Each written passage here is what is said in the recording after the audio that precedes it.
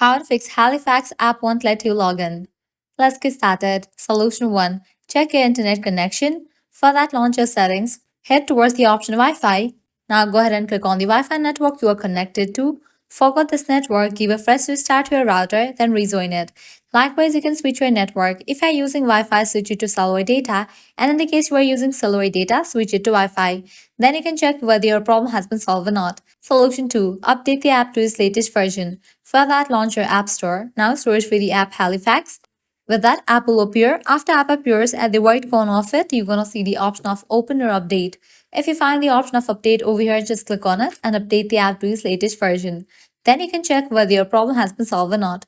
Solution 3. Clear cache for the app. For that, launch your settings. Scroll down, navigate to the option of General, head over to the option of iPhone Storage. In this page, you're gonna find all the apps that are installed in your device.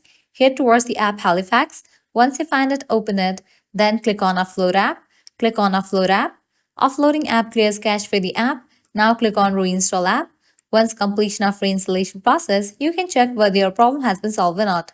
Solution 4. Completely delete this app from your device and reinstall it. To do that, click on Delete app option. Click on Delete app. With that, you just deleted this app from your device. Now I can close this. Launch your App Store, search for the app Halifax. Once app appears, install it. By following all these solutions, your problem will be fixed. So this is how you can easily fix Halifax app won't let you log in. At the end, if you guys find this video helpful, don't forget to like, share, and subscribe to our channel. Thanks for watching.